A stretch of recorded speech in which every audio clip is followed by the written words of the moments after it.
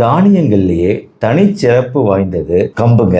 ஏன்னா அரிசி, கோதுமை எல்லா தானியங்களை காட்டிலும் மிக அதிகமான புரதச்சத்தும் கால்சியம் சத்தும் கொண்ட தானியம்னா அது கம்பு தான். சர்க்கரை நோய் உள்ளவங்களுக்கு ஒரு வரப்பிரசாதம் கம்பு அப்படின்னு சொல்லலாம். மேலும் கம்பு குறித்த அதன் ஆரோக்கிய நன்மைகள் குறித்த பல தகவல்களை இந்த வீடியோவில் பார்க்கலாம்.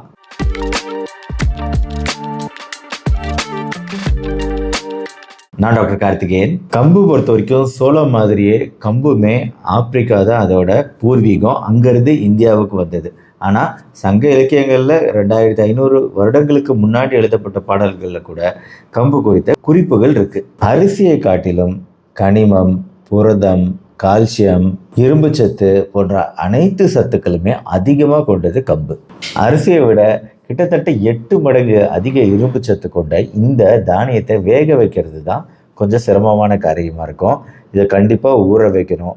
நல்லா ஊற வச்சு மிக்சியில் போட்டு அடித்து அதுக்கப்புறம் நம்ம சமைத்து வேக வச்சு சமைச்சா தான் இது குறைவாக சாப்பிடக்கூடிய பதத்தில் கிடைக்கும்.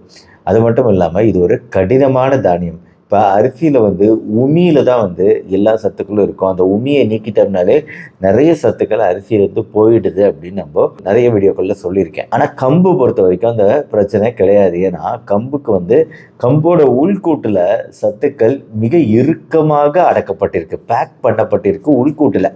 அதனால் நீங்கள் மேல்புறம் இருக்கக்கூடிய விஷயத்தை எடுத்துட்டா கூட உள்ள அந்த சத்துக்கள் அப்படியே நம்மளுக்கு கிடைக்குது. நார்ச்சத்து, தாதுக்கள், மினரல் சத்துக்கள், வைட்டமின் சத்துக்கள் இதெல்லாம் அப்படியே நம்மளுக்கு கிடைச்சிடுது கம்புல. இதனால தான் இந்த சத்து ஜாஸ்தி கம்புல. அதே சமயம் இந்த மாதிரி கடினமான ஒரு தானியம்ங்கிறதுனால இது ஜீரணமாகறதுக்கும் கொஞ்சம் அதிகமான நேரம் எடுத்துக்குது.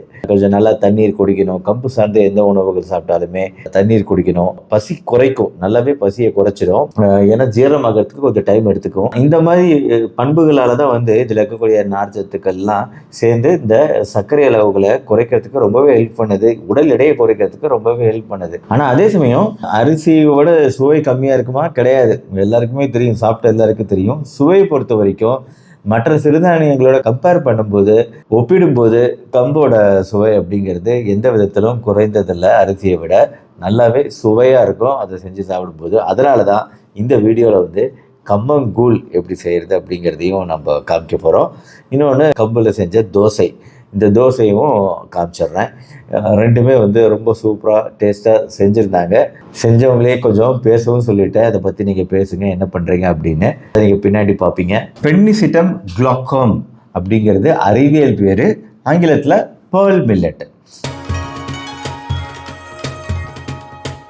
இது நம்ம ஒரு கப்பு எடுத்துக்கிறோம் அப்படின்னு வைங்களேன். ஒரு கப் அப்படின்னா 160 கிராம் நம்ம கம்பு சாப்பிட்றோம் அப்படின்னா அதன் மூலமாக எவ்வளவு கலோரிகள் சத்துக்கள் கிடைக்கிது? 201 கலோரிங்க. கொஞ்சம் கலோரி அதிகம்தான். புரதம் 6 கிராம் அளவுக்கு நம்மளுக்கு புரதம் கிடைக்குது. கொழுப்புகள் கூட 1.7 கிராம் அளவுக்கு கொழுப்புகள் இருக்கு. மாவுச்சத்து 40 கிராம் இருக்கு. நார்ச்சத்து 2 கிராம் இருக்கு. Sodium 286 milligram. இரும்பு சத்து 6% இரும்பு சத்து ஒரு நாளைக்கு தேவையானது கிடைச்சிடுது. ஃபோலேட் சத்துக்கள் 6% கிடைக்குது. மெக்னீஷியம் சத்துக்கள் 18%. தயமின் அப்படிங்கிற வைட்டமின் சத்து 15%. நயாசின் அப்படிங்கிற வைட்டமின் சத்து 14%. பாஸ்பரஸ் சத்தும் 14%. ஜிங்க் சத்தும் 14%. ரைபோஃப்ளேவின், வைட்டமின் B6 போன்ற வைட்டமின் சத்துக்கள் 11%. ஆக மொத்தம் வைட்டமின்களும் தாது சத்துக்களும் இந்த கம்பில் நிறைவாக இருக்குது. சர்க்கரை நோய் இருக்கும்போது அரிசி குறைவாக சாப்பிடணும் அப்படின்னு சொல்கிறோம். அப்போது சப்பாத்தி சாப்பிட்லாமான்னு கேட்கும்போது சப்பாத்தியுமே குறைவாக தான் எடுத்துக்கணும். சில பேருக்கு இந்த அலர்ஜி கூட ஏற்படும். இந்த குளூட்டன் இதெல்லாம் இல்லாதது சிறுதானியங்கள்லேயே பொதுவாக கிடையாது. அதுலேயும் கம்பில் சுத்தமாக கிடையாது. அதனால் அரிசிக்கு ஒரு நல்ல மாற்று இந்த கம்பு. இதில் இருக்கக்கூடிய ஆன்டி ஆக்சிடென்ட்டு, பாலிஃபினால் சத்துக்கள், ஃபைட்டோ கெமிக்கல்கள் இதெல்லாம் நம்மளுக்கு அலர்ச்சியை குறைக்கக்கூடியது, இன்ஃப்ளமேஷனை குறைக்கக்கூடியது, சர்க்கரை நோயில் குறிப்பாக சர்க்கரை அளவுகளையே குறைக்கக்கூடியது. மேலும் சர்க்கரை நோயோட காம்ப்ளிகேஷன்ஸை, சர்க்கரை நோய் உறுப்புகளை பாதிக்கக்கூடியது. நான் நிறைய நியூரோபத்தி இப்போ தான் நரம்புகள் எப்படி பாதிக்குதுன்னெலாம் சொன்னேன். சர்க்கரை கண்ட்ரோலில் வச்சுக்கிறதுக்கு இந்த மாதிரி உணவுகளை ரெகுலராக சேர்த்துக்கிறது ரொம்ப ரொம்ப முக்கியம். இந்த ஆன்டி ஆக்சிடென்ட் சத்துக்கள் இதய நோய்கள்ல இருந்து நம்மளை பாதுகாக்குது, புற்றுநோய்கள்ல இருந்து நம்மளை பாதுகாக்குது. இப்போ சர்க்கரை நோயில குறிப்பா வந்து இதோட சர்க்கரையின் ஏற்றும் தன்மை கிளைசிமிக் இண்டெக்ஸ்னு ஒன்று இருக்கு, கிளைசிமிக் லோடுன்னு ஒன்று இருக்கு. ரெண்டுமே குறைவுங்க. அதாவது 55க்கு குறைவாக கிளைசிமிக் இண்டெக்ஸ் இருக்கணும்.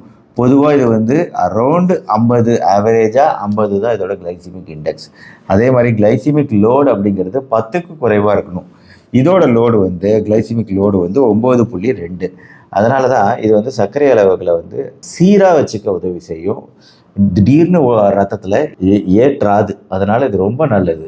இந்த வீடியோவில் கம்பு வந்து கூழ் செஞ்சு காமிச்சிட்டேன். ஆனால் கம்புனாலே கூழ் தான் செய்யணும் அப்படிங்கிறது கிடையாது. கம்பு தோசையும் செஞ்சுருக்கேன். சூப்பர் டேஸ்ட்டாக இருக்கும். சாதமாக கம்பு சாதம், கம்பு அவல், கம்பு பொரியல். கம்பு வந்து அசைவ உணவுகளை கூட சமைச்சு சாப்பிடலாங்க. ஏன்னா அதோட சத்துக்களுக்கு குழந்தைகளுக்கு தேவை, குறிப்பா பெண் குழந்தைகளுக்கு ரொம்ப தேவை. கம்பு உபயோகப்படுத்தி வெஜிடபிள் பிரியாணியே செய்யலாங்க. குறிப்பா சர்க்கரை நோய் உள்ளவங்களுக்கு கம்பு ரொட்டி, கம்மஞ்சோறு உபயோகமா இருக்கும். டயட்ல இருக்கவங்க பொதுவாக சப்பாத்தியே கத்தின்னு கிடைப்பாங்க. அவங்களுக்குமே வந்து கம்பை சேர்த்துக்கிறது ரொம்ப யூஸ்ஃபுல்லாக இருக்குங்க. ட்ரை பண்ணி பாருங்கள். டயட்டில் இருக்கிறவங்க யாரெல்லாம் டயட்டில் இருக்கீங்களோ சப்பாத்திக்கு மாற்றா கம்பு யூஸ் பண்ணி பாருங்கள். சர்க்கரை நோய்க்கு தானியங்கள் பொறுத்த வரைக்கும் நான் ஒன்று சொல்கிறேன். வாரம் 2 நாள் கம்பஞ்சோறு, 2 நாட்களுக்கு புழுங்கல் அரிசி சோறு, இன்னொரு நாள் திணை சாதம், இரவில் கேழ்வரகு அடை, எப்போதாவது காலை உணவாக வரகரிசி தோசை, சோள தோசை, குதிரைவாளி இட்லி, இந்த மாதிரி நம்ம சாப்பிட பழகிட்டோம் அப்படின்னா நம்மளுக்கு வெரைட்டியாகவும் நம்மளுக்கு சாப்பிட முடியும், சத்துக்களாகவும் சாப்பிட முடியும். சர்க்கரையை ஏற்றாத சத்துக்கள் நம்மளுக்கு கிடைக்கும் இந்த தானியங்கள் மூலமாக. சரி, வாங்க நம்ம இப்போ இந்த கம்பு செய்முறைக்குள்ளே போவோம். கம்பு கஞ்சி வைக்க போகிறோம். ஒரு எத்தனை பேருக்குமா செஞ்சுக்கலாம். இது ஊறு போட்டோம்னா ஒரு 6 பேர் கஞ்சி வச்சு சாப்பிடலாம். இது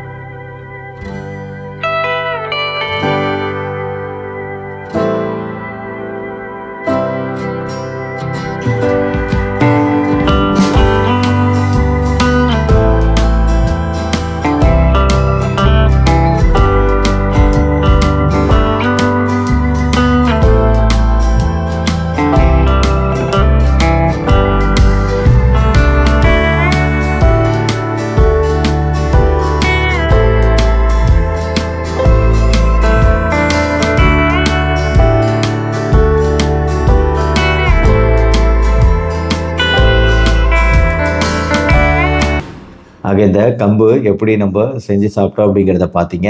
நீங்களும் கட்டாயம் ரெகுலராக உங்கள் உணவு முறையில் சேர்த்துக்கோங்க கம்பு குறித்த இந்த வீடியோ உங்களுக்கு பிடிச்சிருச்சுன்னா லைக் பண்ணி உங்கள் ஃப்ரெண்ட்ஸ் அண்ட் ரிலேட்டிவ்ஸ்க்கு ஷேர் பண்ணுங்கள். நம்ம சேனல் டாக்டர் கார்த்திகேயன் சப்ஸ்கிரைப் பண்ணி இந்த பெல் ஐக்கான் கிளிக் பண்ணி வச்சுக்கோங்க. இந்த மாதிரி தொடர்ந்து உணவுகள், உடற்பயிற்சிகள் குறித்த வீடியோக்கள் பார்க்க மறுபடியும் நாளைக்கு பார்ப்போம். நன்றி, வணக்கம்.